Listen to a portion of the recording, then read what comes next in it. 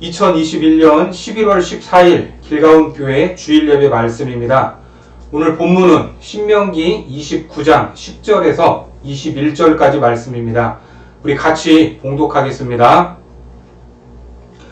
오늘 너희 곧 너희의 수령과 너희의 지파와 너희의 장로들과 너희의 지도자와 이스라엘 모든 남자와 너희의 유아들과 너희의 아내와 및 내 진중에 있는 객과 너를 위하여 나무를 패는 자로부터 물 깃는 자까지 다 너희의 하나님 여호와 앞에 서 있는 것은 내 하나님 여호와의 언약에 참여하며 또 내 하나님 여호와께서 오늘 내게 하시는 맹세에 참여하여 여호와께서 내게 말씀하신 대로 또 내 조상 아브라함과 이삭과 야곱에게 맹세하신 대로 오늘 너를 세워 자기 백성을 삼으시고 그는 친히 내 하나님이 되시려 함이니라.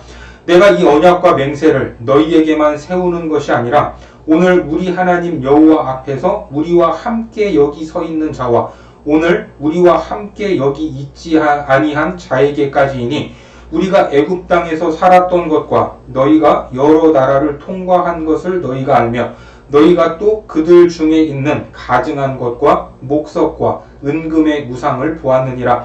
너희 중에 남자나 여자나 가족이나 지파나 오늘 그 마음이 우리 하나님 여호와를 떠나서 그 모든 민족의 신들에게 가서 섬길까 염려하며 독초와 수개뿌리가 너희 중에 생겨서 이 저주의 말을 듣고도 심중에 스스로 복을 빌어 이르기를 내가 내 마음이 완악하여 젖은 것과 마른 것이 멸망할지라도 내게는 평안이 있으리라 할까 함이라. 여호와는 이런 자를 사하지 않으실 뿐 아니라 그 위에 여호와의 분노와 질투의 불을 부으시며 또 이 책에 기록된 모든 저주를 그에게 더하실 것이라. 여호와께서 그의 이름을 천하에서 지워 버리시되 여호와께서 곧 이스라엘 모든 지파 중에서 그를 구별하시고 이 율법책에 기록된 모든 언약의 저주대로 그에게 화를 더하시리라. 오늘은 완악한 마음을 품지 말라라는 제목으로 하나님 말씀 전하겠습니다. 이 신명기의 시점을 기준으로 40년 전 모세와 이스라엘 백성은 시내산에서 하나님의 율법을 받았고 언약에 순종할 것을 다짐했습니다. 그러나 10명의 정탐꾼과 백성들은 가나안 땅을 눈앞에 두고서도 하나님의 약속을 믿지 못했죠. 그래서 결국 가데스 바네아에서 반역을 하게 됩니다. 그 반역의 현장을 보겠습니다. 민수기 13장 31절에서 33절까지 말씀입니다. 그와 함께 올라갔던 사람들은 이르되 우리는 능히 올라가서 그 백성을 치지 못하리라. 그들은 우리보다 강하니라 하고 이스라엘 자손 앞에서 그 정탐한 땅을 악평하여 이르되 우리가 두루 다니며 정탐한 땅은 그 거주민을 삼키는 땅이요 거기서 본 모든 백성은 신장이 장대한 자들이며 거기서 네피림 후손인 아낙 자손의 거인들을 보았나니 우리는 스스로 보기에도 메뚜기 같으니 그들이 보기에도 그와 같았을 것이니라. 이렇게 반역한 결과 당시 20세 이상이었던 사람들이 모두 다 죽을 때까지 시내 반도, 그러니까 광야로 나가서 40여 년 동안 빙글빙글 돌면서 방황해야 했던 것입니다. 믿음으로 들어가기만 하면 됐는데 그 땅을 보면서도 뒷걸음질 쳤다는 사실이 참으로 안타깝기만 합니다. 그리고 40년 세월이 흐르고 다시 모세가 신명기 말씀을 선포하는 시점에는 당시 20세 미만이었던 새로운 세대가 부모님이 바라봤던 약속의 땅, 그 가나안 앞에 서게 된 것입니다. 그러니까 신명기 말씀을 듣는 거의 대다수는 출애굽의 사건과 홍해의 기적을 경험하지 못했고 시내산에서 율법을 받을 때의 언약식, 그 언약식에도 참여하지 못했던 사람들인 것입니다. 그래서 모세가 120세가 되어 가나안 땅에 들어가게 되는 이제 출애굽 2세대, 이 다음 세대들이 하나님의 말씀에 순종하여 복을 누리도록 하나님께서 주신 언약을 갱신하게 되는 것입니다. 그런데 그 언약 갱신의 대상이 누굽니까? 남녀노소, 지위 고하를 막론하고 이스라엘 공동체 안에 있는 모든 사람들이었다는 겁니다. 더 나아가 이방인과 종, 미래에 태어날 후손까지도 모두 포함하고 있었습니다. 이것은 혈통적인 이스라엘을 넘어 민족과 세대에 상관없이 하나님의 말씀을 믿는 자, 그리고 그 말씀에 순종하는 사람들이라면 누구나 영적 이스라엘이 될 수 있다 하는 것을 보여주고 있습니다. 특히 오늘 본문인 신명기 29장은 모세의 세 번째 설교에 포함되어 있는데 29장 1절에서 9절의 내용은 이스라엘 백성들이 모압 평지에 서기 전까지의 과정을 회고하는 내용이고 10절에서 15절까지는 모압 평지에서 언약을 맺은 대상과 언약의 목적을 언급하고 있습니다. 그리고 16절에서 21절까지는 하나님을 거부하고 우상 숭배에 빠져 마음을 완악하게 하지 말라 하는 것을 당부하고 있고 22절에서 29절까지는 하나님과 맺은 언약을 저버리고 다른 신을 섬기게 됐을 때 어떻게 결과가 될 것인가, 그 어두운 미래에 대해서 경고하고 있습니다. 특별히 이 말씀을 듣는 모든 분들은 하나님의 복을 받기 원하십니까? 원하지 않습니까? 하나님의 복을 받기 원하는 분들이죠. 그렇다면 우리가 하나님의 말씀을 어떻게 받고 어떻게 순종해야 복을 받을 수 있는지 확인해 보도록 하겠습니다.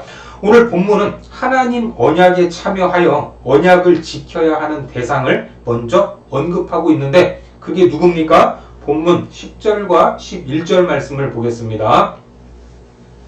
오늘 너희 곧 너희의 수령과 너희의 지파와 너희의 장로들과 너희의 지도자와 이스라엘 모든 남자와 너희의 유아들과 너희의 아내와 및 내 진중에 있는 객과 너를 위하여 나무를 패는 자로부터 물 깃는 자까지 다 너희의 하나님 여호와 앞에 서 있는 것은, 그러니까 언약을 지켜야 하는 대상은 이스라엘의 모든 남자들, 그리고 지도자들, 유아들, 여자들, 이방인들과 종들, 장차 태어날 모든 후손까지입니다. 여기 모압 평지에 선 언약의 대상은 한마디로 모든 사람이 포함되어 있는 것입니다. 이 대상을 보면 구원의 역사에 있어서 하나님이 부르시는 사람들의 범위가 어떠한지를 보여주고 있습니다. 그러니까 처음부터 구원은 이스라엘이라는 특정 민족에 국한되지 않았다는 것을 알 수가 있죠. 그리고 모든 민족을 향해 이 구원의 문이 열려 있었다는 것입니다. 그렇습니다. 하나님의 구원 계획에는 처음부터 혈통이나 신분, 성별이나 계급 등으로 인한 차별이 없었습니다. 골로새서 3장 11절 말씀에 보니까 거기에는 헬라인이나 유대인이나 할레파나 무할레파나 야만인이나 스구디아인이나 종이나 자유인이 차별이 있을 수 없나니 오직 그리스도는 만유시요 만유 안에 계시니라. 더 나아가서 이 언약은 한 세대, 그 세대에만 국한되어 있는 것이 아니라 그 자리에 함께 하지 않았던 이후에 태어날 자손들까지도 포함해서 세워지는 언약이었다는 겁니다. 15절 말씀입니다. 오늘 우리 하나님 여호와께서 우리와 함께 여기 서 있는 자와 오늘 우리와 함께 여기 있지 아니한 자에게까지이니, 즉 이 언약은 모든 시대, 모든 민족 중에 부르심을 받은 모든 성도에게 동일하게 적용되는 언약이라는 것을 믿으시기 바랍니다. 우리가 잘 알듯이 구원이 무엇입니까? 구원은 아버지가 잘 믿는다고 해서 자녀까지 자동적으로 받을 수 있는 그런 것이 아닙니다. 구원은 철저히 개인의 믿음과 고백으로 받는 것이죠. 로마서 10장 9절에도 보면 내가 만일 내 입으로 예수를 주로 시인하며 또 하나님께서 그를 죽은 자 가운데서 살리신 것을 내 마음에 믿으면 구원을 받으리라.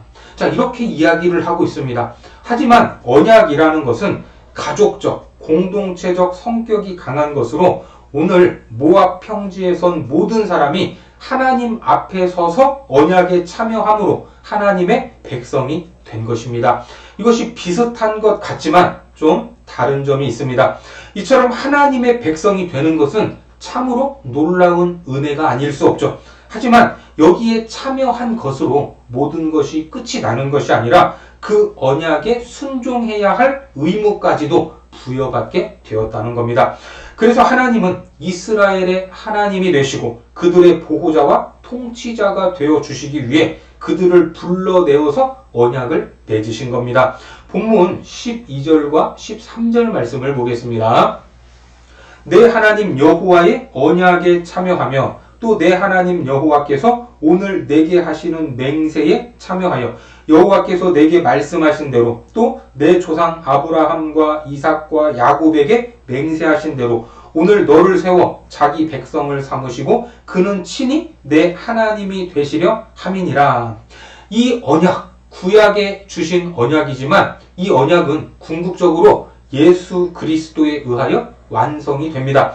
이렇듯 하나님의 언약은 하나님을 위해서 하나님조차고 주어진 것이 아니라 누구를 위해서? 모든 세대와 모든 사람의 행복을 위해서 주어진 것입니다. 신명기 10장 13절 말씀에 보니까 이렇게 이야기하고 있어요. 내가 오늘 내 행복을 위하여, 우리의 행복이죠? 내게 명하는 여호와의 명령과 규례를 지킬 것이 아니냐. 그래서 오늘 언약 갱신의 현장을 보면 말씀을 듣기 어려운 어린 아이들도 참여하고 있음을 볼 수 있습니다.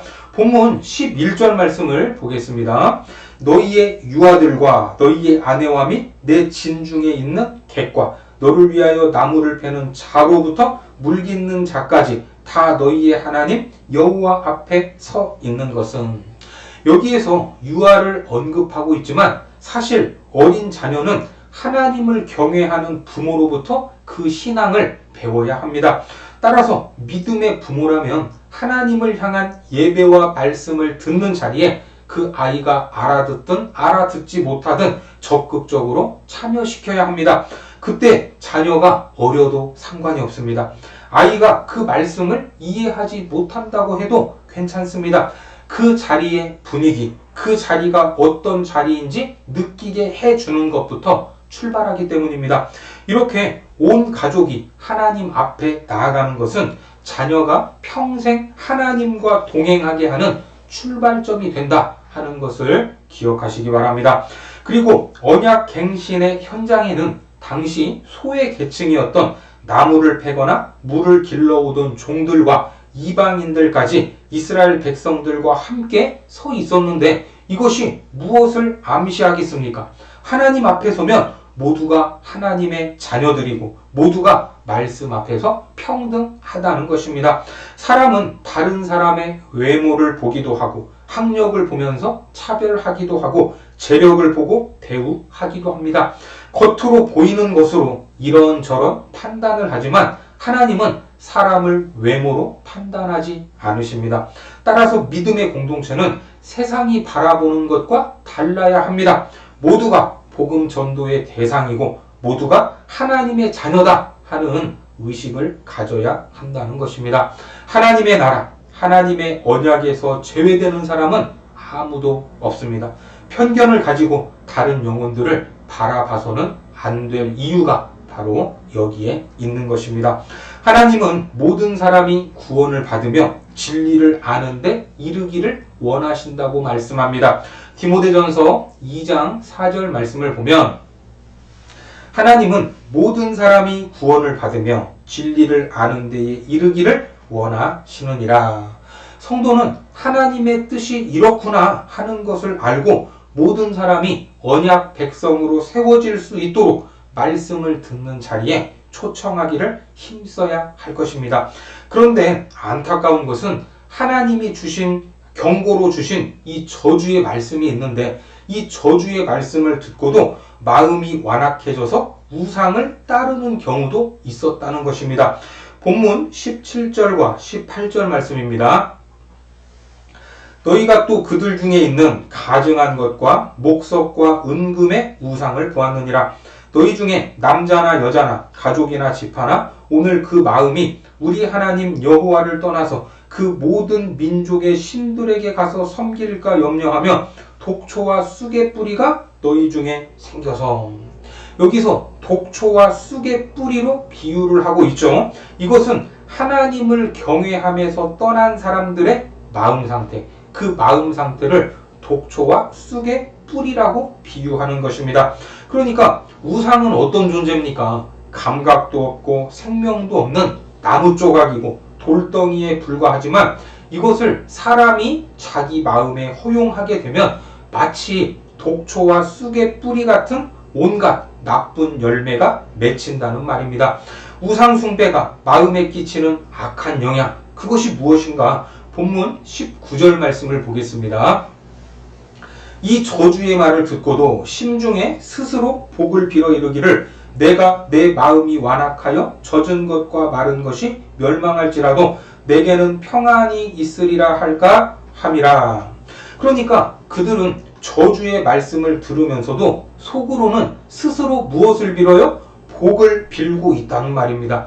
이는 하나님의 언약을 깨뜨리면서 저주를 받는다는 말씀을 무시하는 것이죠. 그리고 스스로의 힘으로도 복을 받을 수 있다고 생각하는 어리석은 마음입니다. 더 나아가 그들은 자고한 마음으로 젖은 것과 마른 것이 멸망할지라도 내게는 평안이 있을 것이다, 이렇게 말을 합니다. 자신들에게는 결단코 재앙이 임하지 않고 평강만 있을 것이라는 근거 없는 자신감입니다. 하지만 우상 숭배의 결과가 무엇입니까? 저주와 재앙입니다. 야생식물인 독초와 쑥은 자생력과 번식력이 강해서 그들뿐만 아니라 공동체에 치명적인 죄악을 퍼뜨리고 결국 공동체를 파멸로 이끌기 때문에 모세는 가나안 입성을 앞둔 출애굽 2세대, 그들에게 우상 숭배로 인한 이스라엘 공동체의 붕괴를 경고하고 있고 그들 가운데 독초와 쑥의 뿌리가 생기지 않도록 언약을 잘 지켜라, 이렇게 힘주어서 당부하는 것입니다. 그런데도 이 말씀을 지키지 않으면 하나님의 분노와 질투의 불이 부어져 율법에 기록된 모든 저주가 그들에게 더해지고 그 이름이 천하에서 지워진다고 합니다. 그 말씀 볼까요? 20절 말씀입니다. 여호와는 이런 자를 사하지 않으실 뿐 아니라 그 위에 여호와의 분노와 질투의 불을 부으시며 또 이 책에 기록된 모든 저주를 그에게 더하실 것이라. 여호와께서 그의 이름을 천하에서 지워 버리시되. 참으로 무서운 말씀입니다. 마음이 이렇듯 완악한 자들은 결국 패망할 수밖에 없습니다. 성경에도 이처럼 강팍함과 완악함을 대표하는 인물이 있었죠. 바로 출애굽할 때 그들을 막아섰던 바로입니다. 애굽의 바로왕. 또 바로뿐만 아니라 하나님의 백성으로 부름을 받았던 이스라엘 백성들도 하나님을 향해 종종 마음을 완악하게 했던 적이 있습니다. 느헤미야 9장 16절 말씀에 보면 그들과 우리 조상들이 교만하고 목을 굳게 하여 주의 명령을 듣지 아니하고, 시편 95편 8절에 너희는 무리바에서와 같이 또 광야의 마사에서 지냈던 날과 같이 너희 마음을 완악하게 하지 말지어다. 왜 이렇게 완악한 마음을 경계하시는가? 우리가 경험하듯이 우리의 마음은 하나님의 말씀을 받는 밭과 같습니다. 마가복음 4장 8절에서 비유하고 있습니다. 더러는 좋은 땅에 떨어짐에 자라 무성하여 결실하였으니 30배나 60배나 100배가 되었느니라 하시고. 그러니까 완악한 마음 밭으로는 하나님의 말씀을 듣지도 못하고 받지도 못하기 때문입니다. 여러분들은 하나님의 말씀을 잘 듣고 계십니까? 무조건 잘 될 것이라는 근거 없는 낙관론에 빠져 있지는 않습니까? 그러면서도 아무런 영적 위기 의식도 없이 스스로 평안하다 외치고 계시지는 않습니까? 죄에 무감각해져서 죄를 쉽게 짓고 있지는 않습니까? 하나님의 심판을 믿지 않고 도리어 하나님을 대적하고 있지는 않습니까? 앞서 보셨듯이 이런 마음이 있다면 바로 마음이 완악한 것입니다. 혹시 우리 안에 완악한 마음이 있다면 속히 돌이키고 생명의 말씀이 심어지는 옥토 같은 마음이 되어야 할 것입니다. 마음이 완악하게 되지 않도록 날마다 자기를 부인하고 주님의 길을 따르기를 힘쓰시기 바랍니다. 하나님 앞에서는 상하고 통회하는 깨어진 마음이어야 합니다. 시편 34편 18절 말씀에 여호와는 마음이 상한 자를 가까이 하시고 충심으로 통회하는 자를 구원하시는도다. 그래서 완악한 마음, 이런 마음은 성경 곳곳에서 경계하고 있습니다. 히브리서 3장 8절 말씀에 광야에서 시험하던 날에 거역하던 것 같이 너희 마음을 완고하게 하지 말라. 우리가 하나님께서 주신 언약을 기억하여 하나님을 잘 예배하고 우리 중심에 하나님을 모시게 되면 우리는 선하고 아름다운 열매를 맺을 수 있지만, 그렇지 않으면 마음이 완악해지고 우리 삶에 나쁜 열매가 맺힐 수밖에 없다 하는 것을 기억하시고, 하나님이 베푸신 그 놀라운 구원의 은혜, 그것을 기억하며 날마다 자기를 부인하는 삶으로 나아가시기를 주님의 이름으로 축원합니다. 기도하겠습니다. 하나님, 우리를 사랑하셔서 자녀 삼아 주시고 피조물로서는 감히 상상도 할 수 없는 언약을 맺어 주시니 감사합니다. 놀라운 은혜를 받은 하늘 백성으로서 그 언약에 충실하기를 원하오니 우리 안에 있는 완악한 마음을 버리게 하시고 말씀을 청종하고 순종하는 삶으로 인도하셔서 좋은 열매를 많이 맺고 하늘의 신령한 복을 누리는 복된 삶이 되게 하여 주옵소서. 예수님의 이름으로 기도드립니다. 아멘.